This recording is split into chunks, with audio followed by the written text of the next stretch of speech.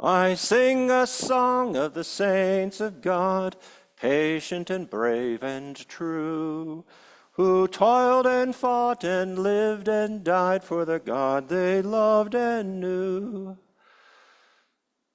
I could go on. That is, of course, how we began this morning. And speaking at least for myself, we have to sing this hymn today because All Saints' Day just doesn't work without it. The story goes that Lesbia Scott, wife of an Anglican priest and a student of church history in her own right, wrote this song for her children. "What is a saint?" they asked. She wrote the hymn to tell them. And one was a doctor, and one was a queen, and one was a shepherdess on the green. They were all of them saints of God, and I mean God helping to be one too. One was a doctor. But here's the thing, it's all well and good to sing of the virtues of doctors and nurses and EMTs and physical therapists too, for that matter.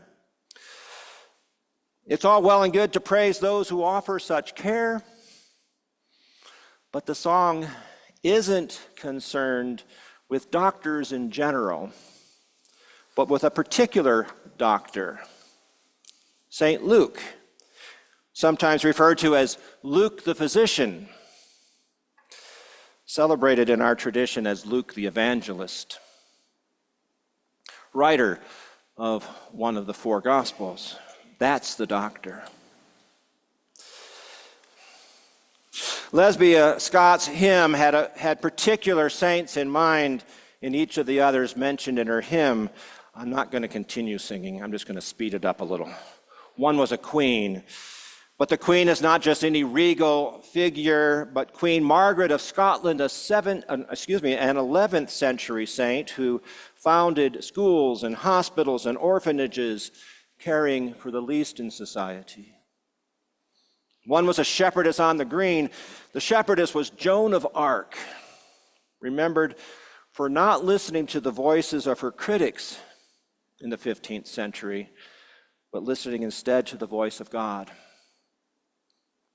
And one was a soldier.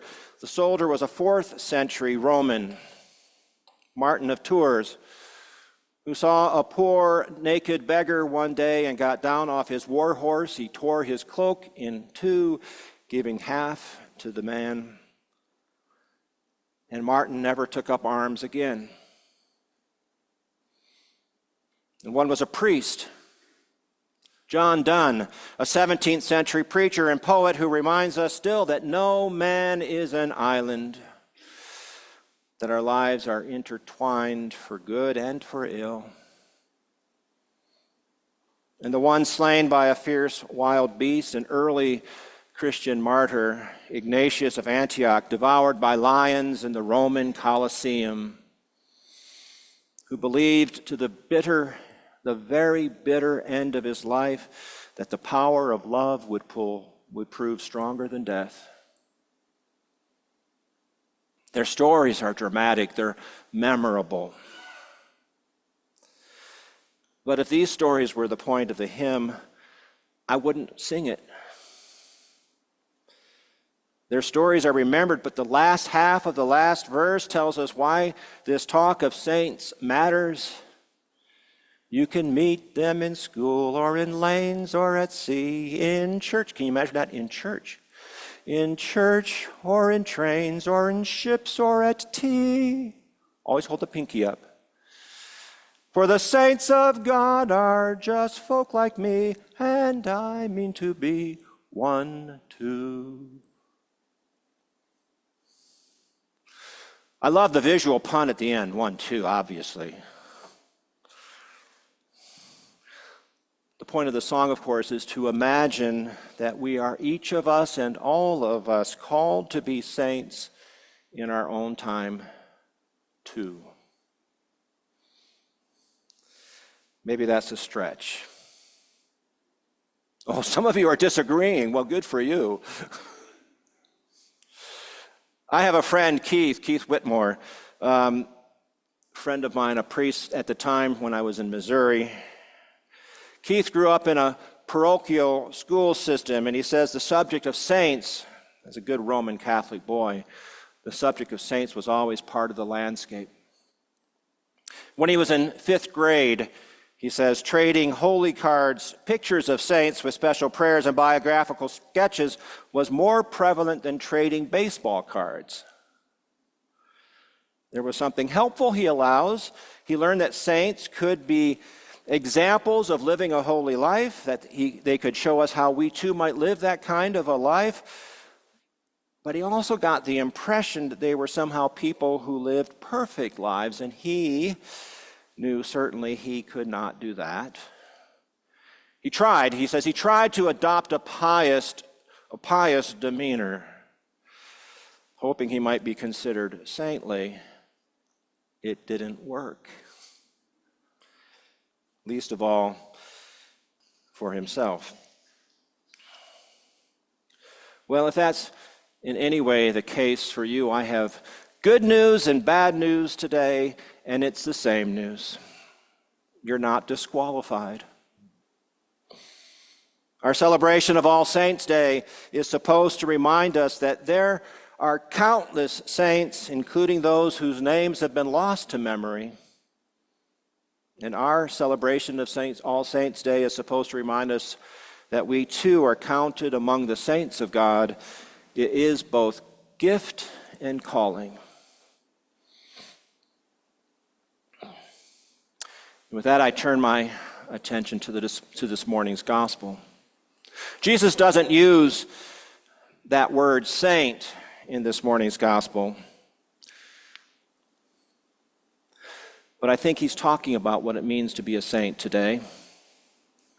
Now, before I say anything about what Jesus says in this morning's gospel, let me say a bit about what came just before.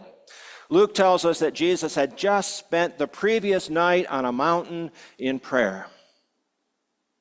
And after that long night in prayer, he appointed 12 of his disciples. There were many, many more. 12 of his disciples, he appointed them as apostles. Again, Jesus doesn't call them saints, but to this day, that's what we call them, these 12. Saints that everyone calls saints, saints with a capital S. There's St. Peter, St. Andrew, St. James, and St. John. Last month, before the vestry meeting, we gathered around this altar and we celebrated the feast of St. Matthew. This past week, we celebrated the feast of Saints Jude and Simon, 12 of the apostles. And then Jesus comes down from this mountain and he stands on a level place, eye to eye, face to face, surrounded, Luke tells us this morning tells us, I guess, actually, is it in today or is it in the part before? But he's surrounded by a great crowd of disciples, more than the 12. Surrounded by a great crowd of disciples and a great multitude of people as well. From all over the place, some locals and some strangers, some of them elites, some of them just regular folk, the hoi polloi. They've all come to hear Jesus.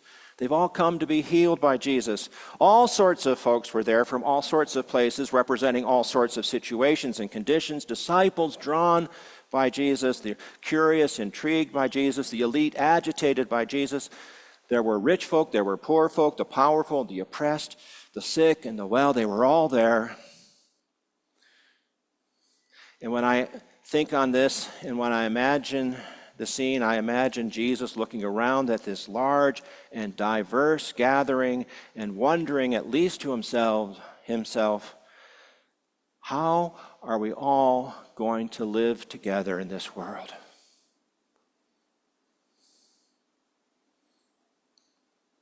How are we all going to live together in this world, as different as we all are? Well, not as we have been living so far. That was true then, and it's true now. I think Jesus, on this day, set out to level, the playing field. Even the posture he takes makes the point. In Luke's telling, this is not the Sermon on the Mount, but the Sermon on the Plain.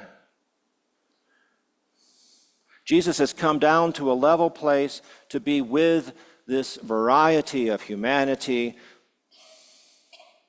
not above or for that matter below any of them, but to stand with them, all of us. And Jesus is trying to get us to do the same, to put no one above another, nor put anyone down. And so he speaks of blessing the lowly and of woes to those at the top. He paints a picture of a world turned upside down in order to get put right side up again. Now, it's pretty clear that being blessed, as Jesus is using the term, doesn't mean what we think it means. Jesus is inviting us to see the worth, the dignity, the value of those usually overlooked. Their worth, whoever they are, is a given. It's independent of their circumstance. And conversely, when Jesus says, woe to you, it's not so much a threat as a lament for those who equate their value with their present circumstances. It's no way to live, Jesus is saying. Life is more than making sure we strive to keep ourselves safe and secure with no regard for others. Woe to those who aspire to live above the fray of their neighbors. We're all in this together. And he goes on to tell them, and by extension us, how to live in this large and diverse world together. I've come to think of these as Jesus' marching order for everyday saints. Saints like you and me. Love your enemies. Do good to those who hate you. Bless those who curse you. Pray for those who abuse you. And finally, do to others as you would have them do to you. That's simple and that devastatingly hard to do. It was a countercultural vision for those who first heard those words so very long ago, and it abides as a countercultural vision for us in our divided and angry world today. Bless, love, pray. Now, Jesus, again, doesn't use the term in this morning's gospel, but it looks to me like Jesus is renaming a new lifestyle for everyday saints. This is not sainthood reserved for saints with a capital S. It's for everyone who follows in the way of Jesus. It's for those who choose love when hate would be easier. It's for those who show mercy when payback would feel justified, maybe even delicious. These are not saints with feast days and biographies, but the ones who live quietly, persistently, and courageously. These are the saints the world needs today more than ever.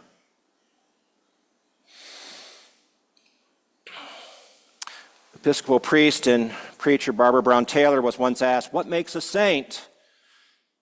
She answered, "Extravagance, excessive love, flagrant mercy, radical affection, exorbitant charity, immoderate faith, intemperate hope, inordinate love." That's all.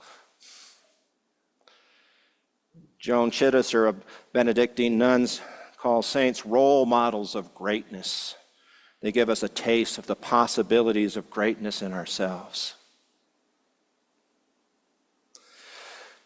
Which brings me back to the hymn, the old English children's song. Lesbia Scott, I think, would have agreed. The point of her hymn is that sainthood is within reach of anyone who courageously tries to do the right thing wherever we may find ourselves in our daily lives. We're called to be brave for our beliefs, push the boundaries of our fear, and live lives of humble courage and generosity. We are emboldened by the example of others around us, those who have gone before us, the great cloud of witnesses. Called today to become saints, the saints the world needs. Saints who love without condition. Saints who speak truth with tenderness. Saints who walk humbly and act justly. Saints who believe that God's kingdom is not just coming, it's already breaking in through us. The old hymn reminds us that remarkably courageous and generous people can be found all around us in school or on the street or at the store or at tea. Always hold up the pinky. We are, each of us and all of us, called to be saints. Not someday, this day.